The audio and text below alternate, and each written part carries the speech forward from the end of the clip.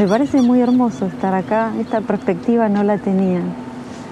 Cuando me invitaste me puse a pensar y me acordé de cuando era chica, una vez que hubo una gran inundación y mis padres nos trajeron más para la altura de Punta Lara a ver el río porque venían camalotes con animales. Así que para mí quedó asociado como el río es lo que el río trae y que puede ser diverso, venir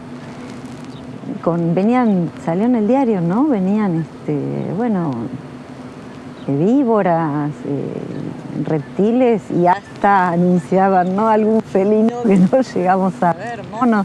Eran camalotes grandes, desprendimientos grandes de tierra y venían flotando. Y después, bueno, la fiesta de egresados, que fue En Regatas. sí. Y después solía ir cuando estaba bien el camino, porque en agosto de año hicieron 30 años que me fui a vivir a Villa Elisa. Y en una época teníamos una perra que le gustaba mucho el agua, un schnauzer gigante. Y yo tenía una Doberman también, y los domingos la subíamos al auto y íbamos por ese camino derecho para el extremo de Punta Lara y íbamos al río con las perras, a la parte pública, ¿no? Y lo he disfrutado mucho, sí. Bien. Bueno, pero siempre hay un vínculo con el río, con el puerto, digamos, eso es muy sintomático, bueno, lo cual también justifica que estemos acá. Vayamos a la escritura, a la literatura. Bueno, tengo que arrancar por el principio, digamos, ¿cómo llegás vos a la escritura? ¿En qué momento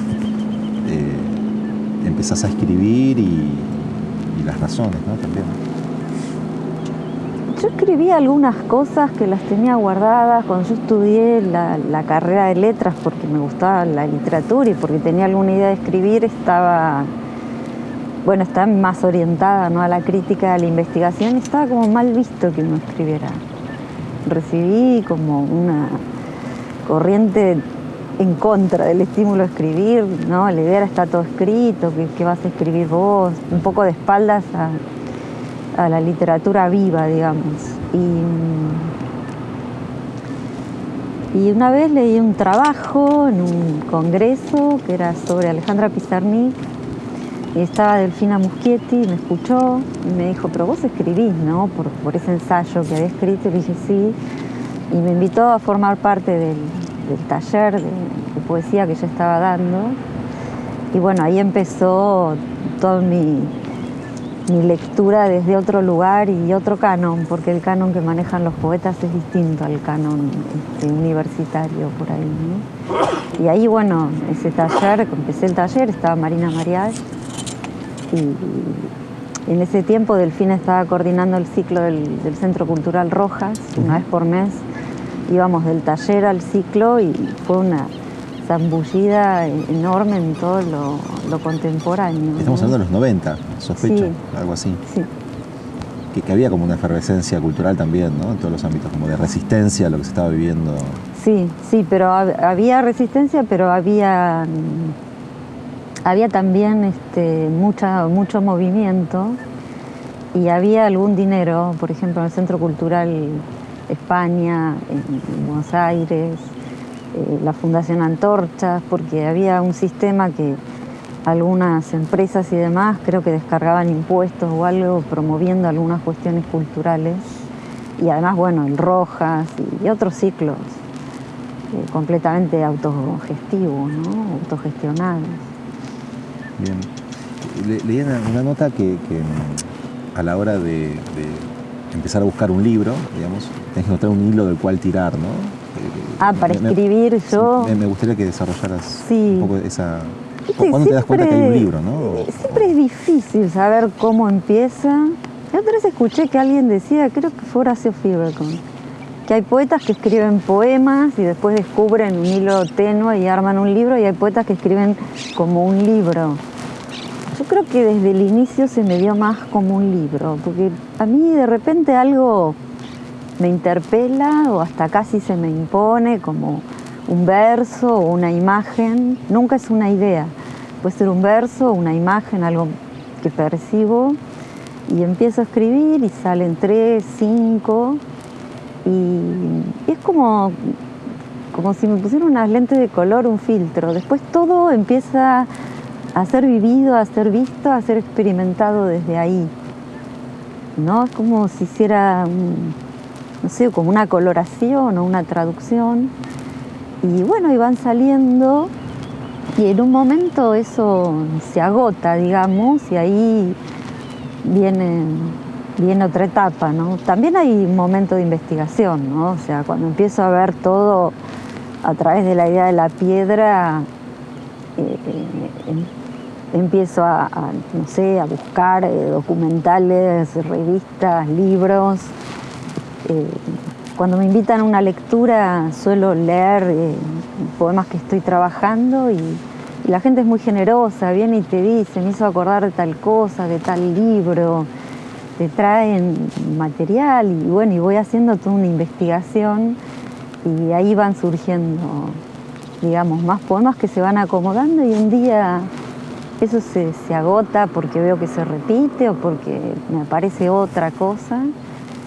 Y después sí los dejo, armo como un libro, porque después hay que ordenar, hago una corrección. Y eso queda mucho tiempo guardado, por ahí años. Cuando ya siento que los puedo leer como si fueran los poemas de otra persona, ahí viene un trabajo de corrección muy intensivo, de varias correcciones. Y después, bueno, la gloria de que alguien lo quiere editar. Claro, sí, después vamos a hablar del mercado editorial. ¿Dijiste la idea de la piedra? ¿Escuché bien? Sí. ¿Qué es eso? La idea de la es piedra. un libro que se llama Piedras. Y ahí me vino la primera frase, hay que ser como una piedra, me dijiste, que es una fantasía, o sea, lo armé como un diálogo, en principio con mi papá, como si él me hubiera dicho eso, que no es algo que él me hubiera dicho, digamos. Y a partir de ahí empecé a dar vueltas acerca de la idea de la piedra y lo mineral, etc. Bueno, el hilo, ¿no? Del cual... Sí. Ese es el hilo de que un poco viene y un poco también hay que tirar y hay que buscar, ¿no? Se acostumbra a decir que la literatura es un trabajo solitario, tiene partes solitarias y partes que no, ¿no? Porque, bueno, uno va a lo que está escrito y también esto que te digo, ¿no? Que por ahí lees o comentás y alguien te dice, hay un libro de Zurita, hay un poema de Watanabe, ¿no? Y ahí se va armando un diálogo con eso. Bien. Te quería preguntar por una cuestión más visual o estética de la poesía, ¿no? Sobre los espaciados. Notaba que, corregime, que alguna puntuación entre tus libros es distinta, el uso de mayúsculas. Digo, de golpe, entre un verso y otro hay un espaciado. Después en otro libro hay otro tipo de espaciado entre los versos o la puntuación. Digo, hay una cuestión visual estética, ¿no? También de cómo tienen que escribirse o verse, ¿puede ser? Sí, más que nada lo de las minúsculas, que cada vez escribo más en minúsculas, tiene que ver con algo que es una corriente que me parece que empezó en los 90 o aún antes, como de escribir una poesía en un tono menor, ¿no? De buscar que no sea grandilocuente, que no quiera decir grandes cosas o plantearse como verdades metafísicas, sino y un tono como monocorde también, digamos, ¿no? Buscar algo por el lado de que no sea exótico, de que no sea esto, es un poema, digo, para mí hay poemas y hay poemas.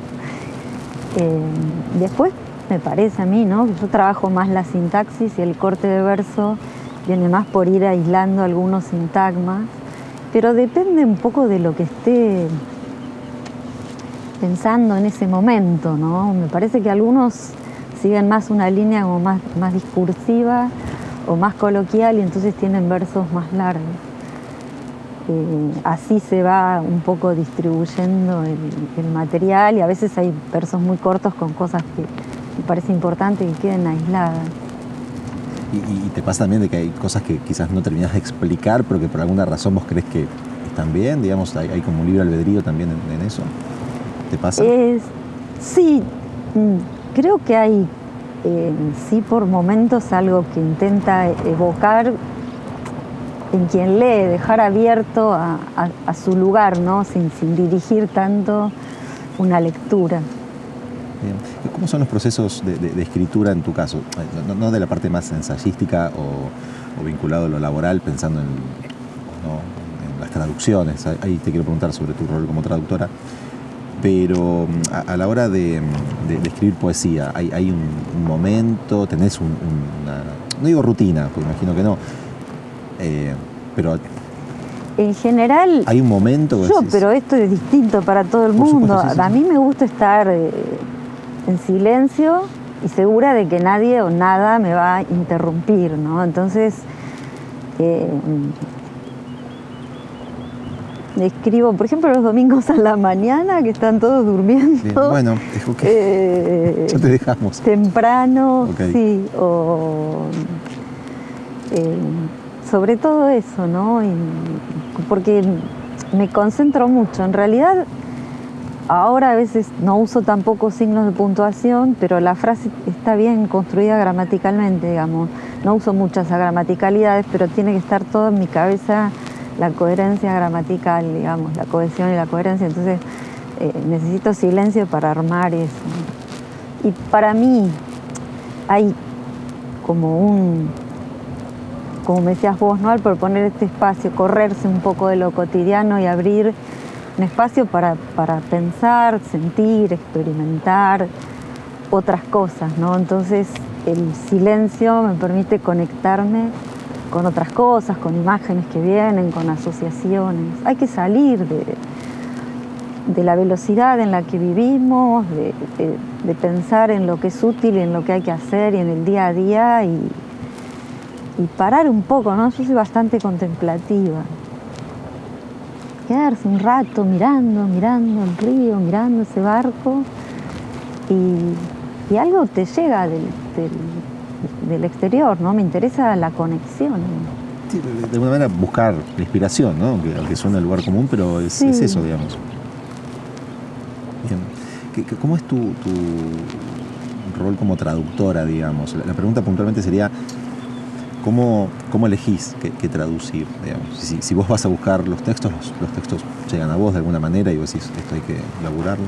No, la traducción de poesía tiene que ver fundamentalmente con una búsqueda, porque como no es algo que esté pago y uno traduce porque quiere, traduce lo que quiere o lo que le gusta, y tiene que ver con una búsqueda también en el propio lenguaje, ¿no? Uno siempre piensa que la traducción tiene más que ver con el lenguaje extranjero, pero es una búsqueda dentro del propio lenguaje y a veces una búsqueda dentro de la propia poética, ¿no? Lo último que traduje, que no lo terminé, digamos, porque hay una palabra que no logro resolver, es el cuaderno del bosque de pinos de Pons, porque toma algo muy... toma algunos pocos elementos, un bosque de pinos que más o menos describe, que compara con como un neceser lleno de cepillos y con una pelirroja peinándose, una especie de Venus y hace una cantidad de poemas alterando el orden de la sintaxis con los mismos elementos. Entonces, como estoy muy interesada en la cuestión de la sintaxis y cómo varía el sentido, pero el efecto sonoro y todo, cambiando el lugar de posicionamiento de los sintagmas, bueno, me puse a traducir eso como una exploración poética posible, ¿no? Te quiero preguntar por un título en particular, que es Tanto hielo cobijó este fuego. Que, bueno, vos rescatabas la figura, ahora quiero que me cuentes un poco de Julia Diotima Arria. Y hay un título de página 12, es la primera vez que en el ciclo vamos a hablar de sexo, que me llamó mucho la atención, es Anaí Mayol, título de página 12. Anaí Mayol trae a Diotima al presente, la poeta antigua que prefería el sexo oral de sus amigas. ¿Digo bien? Sí, efectivamente. Más allá del título, que a mí me sirve para hablar de otros temas en el ciclo, ¿cómo llegaste a su figura y contanos un poco de qué se trata ese rescate, ¿no? Que es muy simbólico también para la época, ¿no? Sí, Diotima es una poeta latina del periodo imperial romano, del siglo I, que escribe epigramas, muy en el estilo ¿no? Que Iriarte dijo que el epigrama es una abejita que te clava un aguijón, que zumba y te clava un aguijón, ¿no? Con humor, con algunas cosas un poquito ofensivas, etc. Y bueno, es un libro que tiene como 7 libros adentro, que son como 200 epigramas más o menos, que se fue construyendo muy lentamente a lo largo de muchos años. Y tiene que ver por un lado con mi lectura de la poesía latina, romana, que es increíble, la actualidad que tiene, tanto Catulo como Marcial, como Ovidio, el arte de amar, todo eso vos lo lees y parece que estuviera hablando, digamos, al presente. Y los poemas tienen un tema amoroso y sexual. Y también cuando lees eso ves que las cuestiones se repiten, ¿no? Porque son las mismas, no porque por intención de repetir. Y en realidad, bueno, la traducción que yo hice fue una traducción al revés. O sea, del siglo XXI de Argentina a la Roma del siglo I. Porque yo tenía un montón de poemas escritos y no terminaba de encontrar el tono y, no sé, en un momento se me ocurrió el tema del epigrama, de cómo hubieran sido los epigramas de Catulo, de Marcial, si los hubiera escrito una mujer, ¿no? Yo cuando Catulo se enoja con Lesbia porque está con otro, bueno, cómo hubiera escrito una mujer estos epigramas amorosos. Y empiezo a pasar esas cosas como que suceden actualmente, como me clavaste el visto, o veo en Facebook que pone fotos con otra, a un lenguaje del siglo I, ¿no? Entonces invento esta diotima y bueno, no sé, vi la foto en Facebook, era pasearse por el foro y te vi con otra. Me clavaste el visto y pasaste y no me saludaste. Y haciendo esas traducciones era más o menos iguales, los reclamos, los dolores, las decepciones, los amores. Los bloqueos. Sí, todo eso. Bien. Traes la figura justamente femenina, digamos, y me parece que se revaloriza en un contexto actual, ¿no? Donde parece que la última revolución la encarnaron los movimientos feministas, sobre todo en Latinoamérica, sí, ¿no? Y ahora, curiosamente, con repercusión en otros puntos cardinales.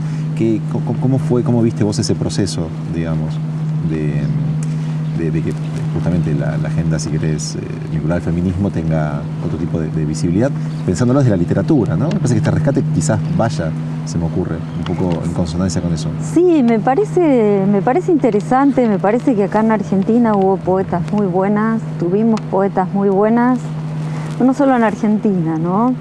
Porque el movimiento tiene muchos más años de los que por ahí se reconocen los medios, son muy anteriores al Ni Una Menos. Y tuvimos acá en Argentina poetas de la generación anterior a la mía que también supieron poner esas cuestiones en los poemas de una manera muy fina, muy trabajada, muy dialéctica. Ahora hay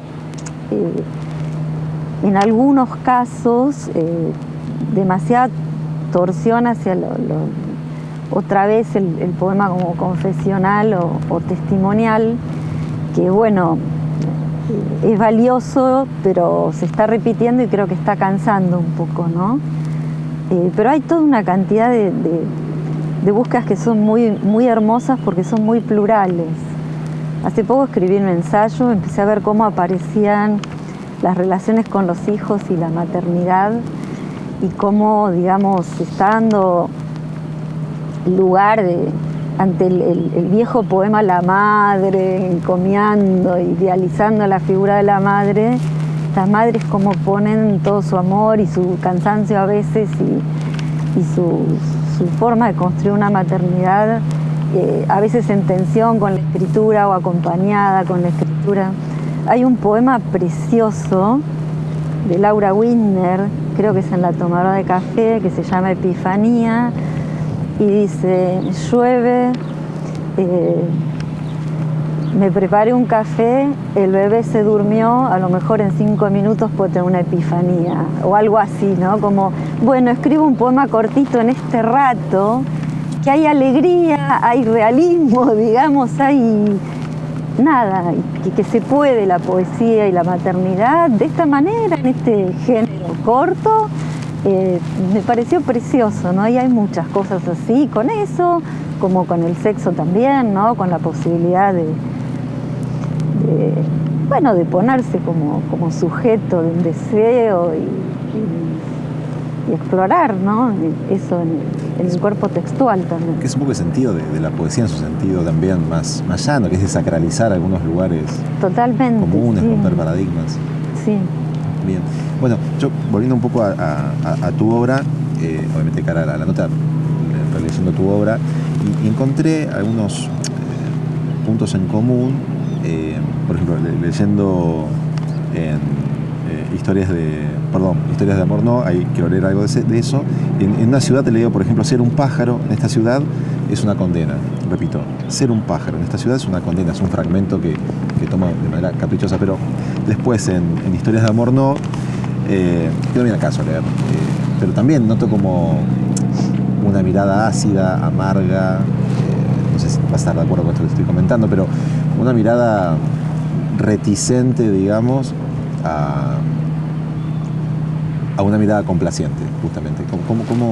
¿Cómo ves vos tu propia estética? Por lo menos en estos libros yo encontré esos vasos como una mirada no muy, puedo decir, alegre de la cosa humana.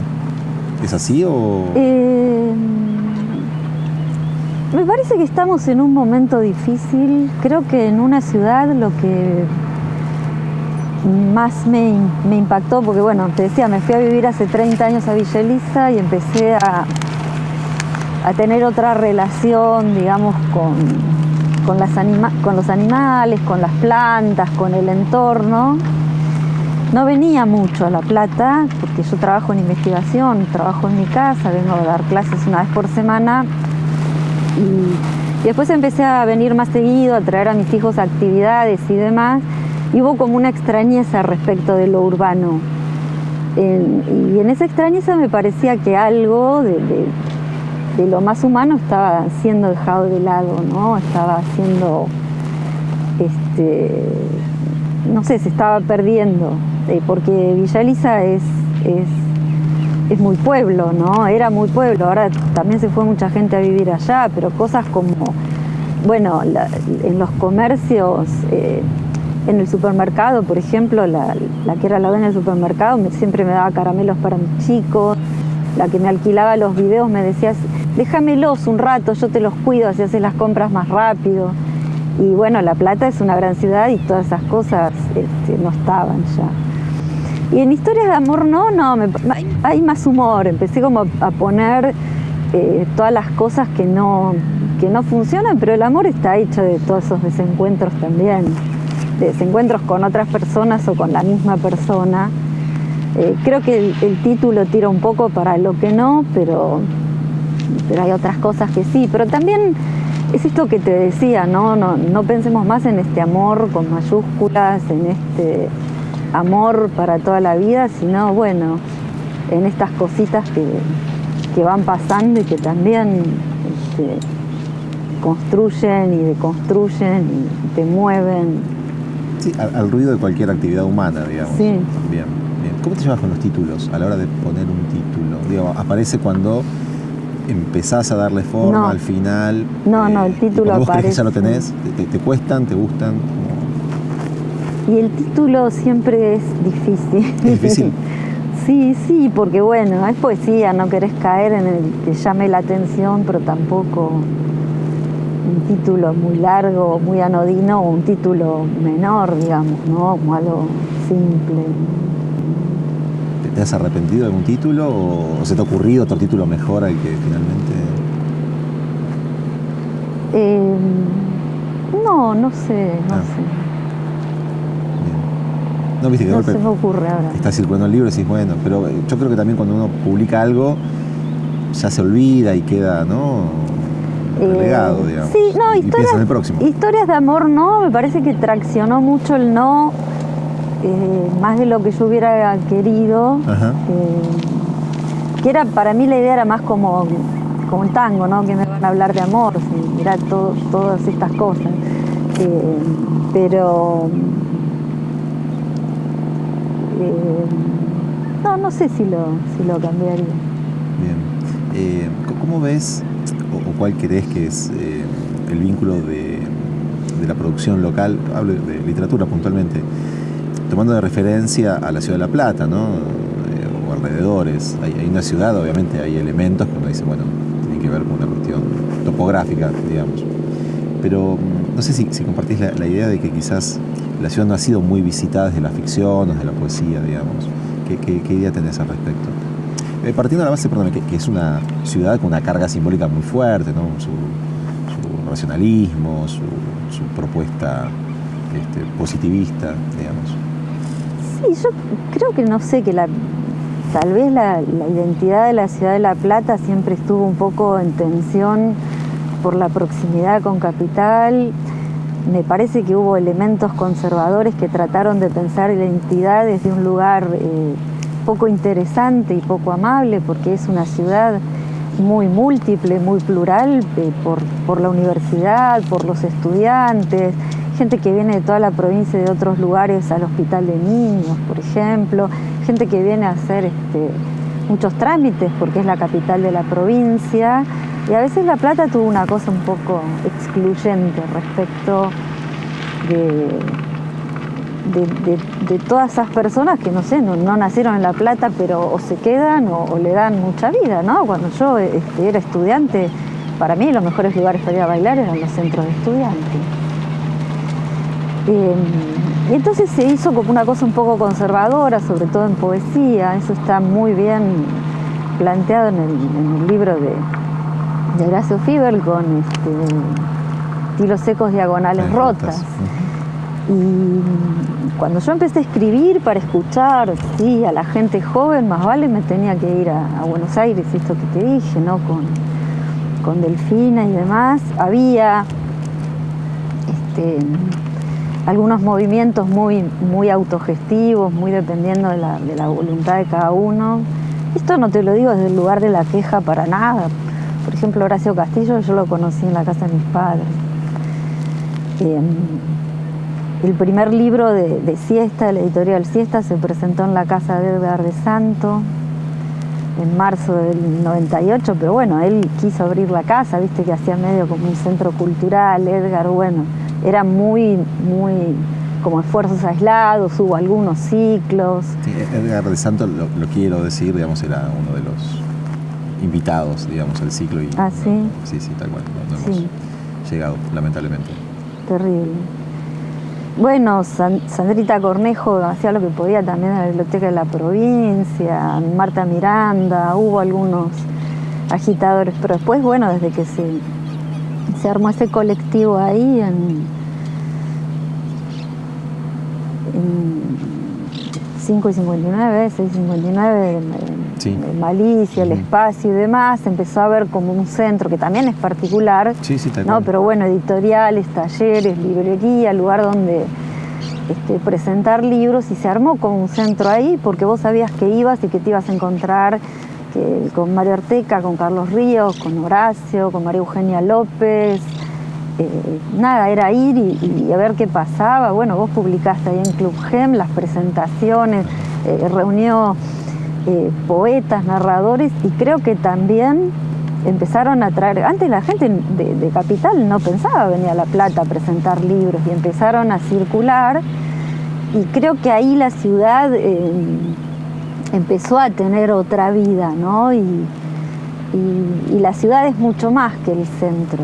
La que escribió bastantes poemas, más que nada sobre Tolosa, es Roxana Páez. Lo que pasa, bueno, Roxana Páez se fue a vivir a París, ¿no? Y bueno, y está la crónica también de Horacio Fiber con Cerrar cuando te vayas. Y yo no sé, es desde ese margen, ¿no?, de Villa Elisa que empecé a pensar la ciudad y la circulación, y porque, bueno, volví al centro. Yo vivía en el centro, yo desde que nací salí del hospital de 1 y 50 y fui a 46, 11 y 12, la casa de mis padres. Después de ahí fui a vivir un departamento en 6, 32 y 33, donde viví 2 años, y después vivo en Villa Elisa. Y ahora cuando paso yo ahí, bueno, cambió mucho todo cambia muy rápido, ¿no? Muy rápido para uno, que además cada vez vive más años. nosotros dejábamos la puerta entornada y andábamos en bicicleta, hacíamos la vuelta a Manzana en bicicleta con mi hermano.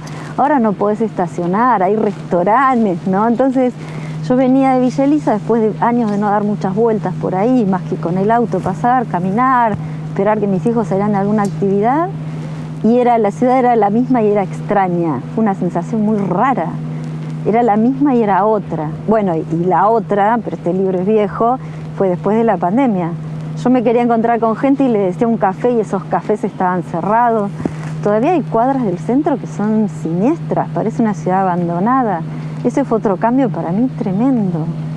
Volver a la ciudad después de la pandemia fue terrible.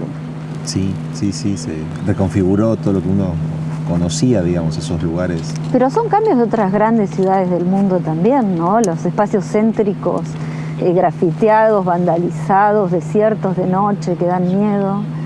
Y pequeños espacios que se arman, pequeños barrios,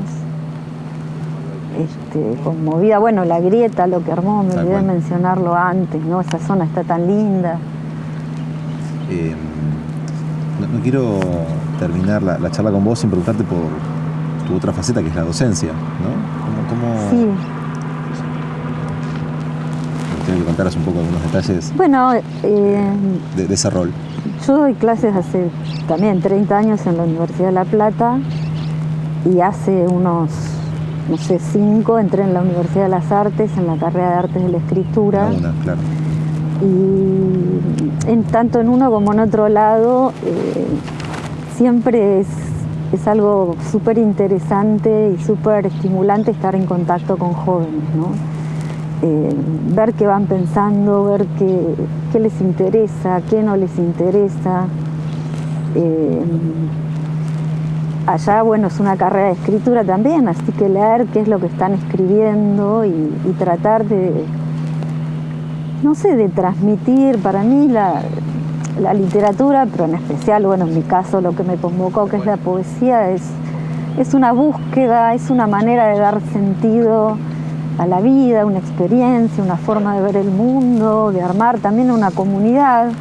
Nosotros los poetas decimos que la poesía es una forma de vida, porque estás un poco por fuera del mundo comercial, en un sentido somos todos losers y ahí nos encontramos en unos valores como estar entre amigos, hablar de libros, tomarte una cosita, comer algo sencillo, porque ninguno tiene mucha plata en general, pero una pizza, una cerveza, amigos, charlar hasta tarde de libros y bueno, tratar de hacer un mundo más humano, de charlar, de escuchar al otro, de prestarte cosas, de prestarte ayuda, no sé, hacer circular los afectos de otra manera.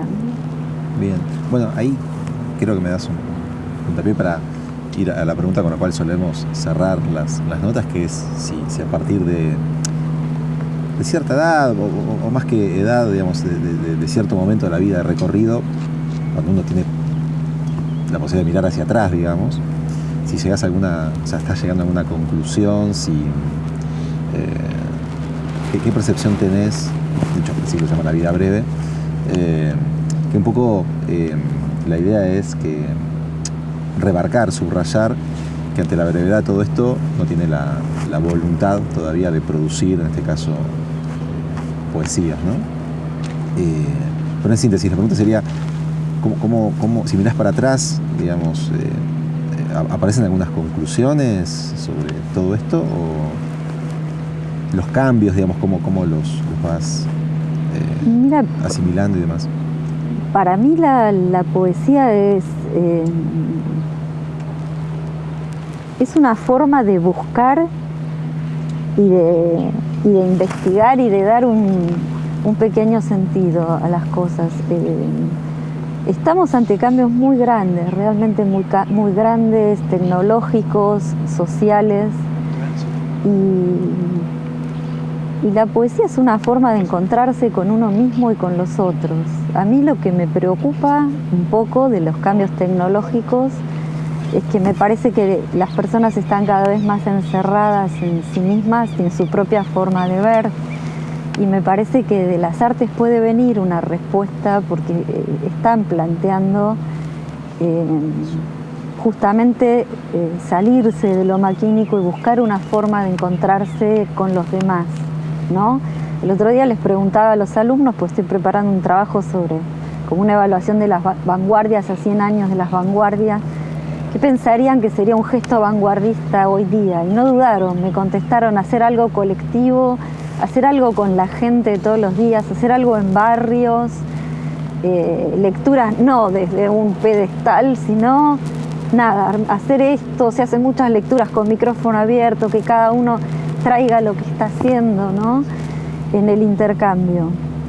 Y respecto a mí, no es una certeza, es una forma de ir buscando, de ir entendiendo, porque vos al tratar de poner palabras a las cosas, las vas pensando y les vas como dando una forma.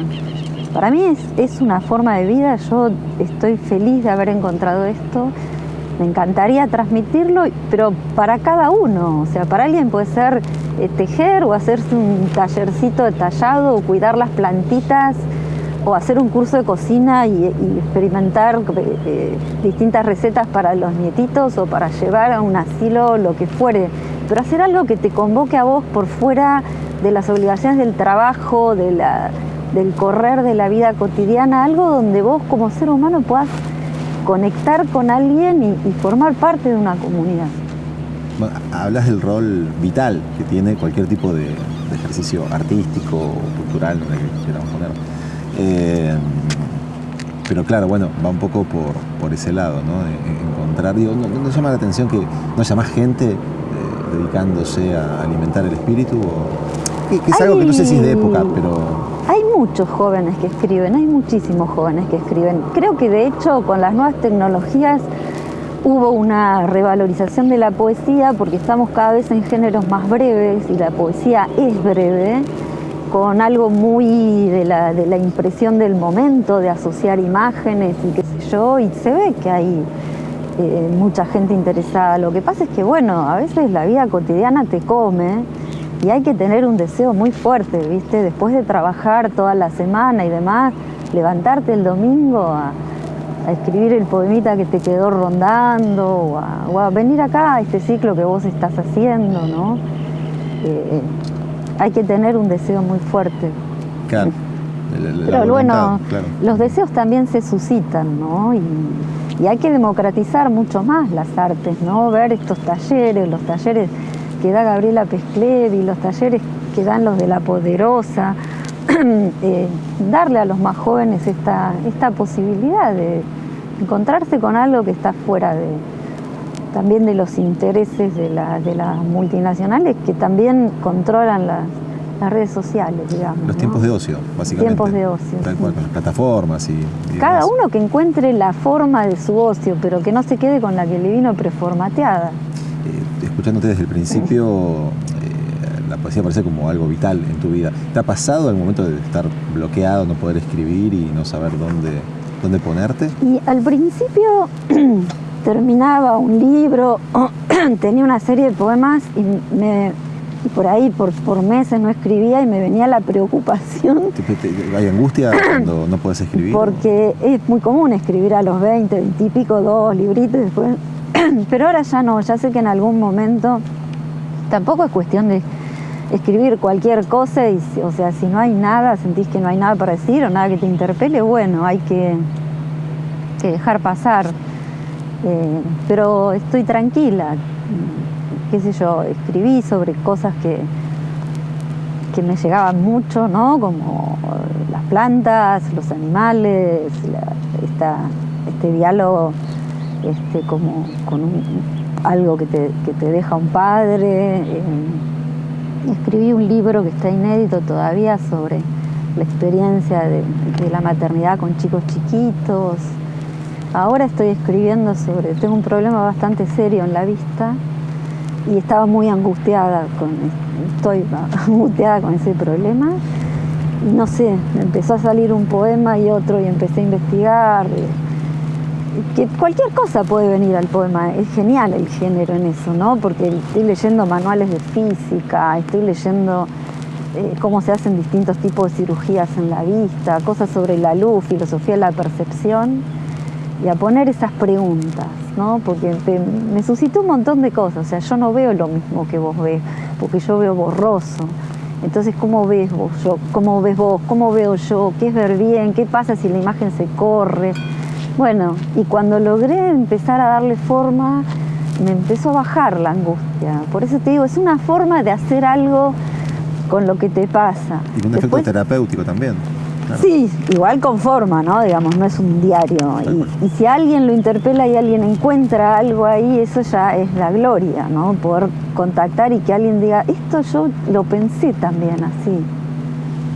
Maravilloso. Bueno, para cerrar, ¿nos querés compartir una lectura de una ciudad? Bueno, te leo La que quieras.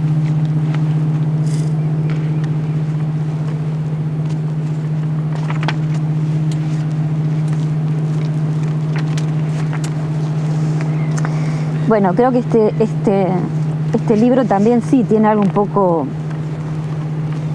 agridulce, porque es un libro como de mitad de la vida cuando uno evalúa y hay algunas ilusiones que se perdieron. Es lo que te preguntaba recién, tal cual. Sí. Ahora encontré otras cosas, como la contemplación. 2.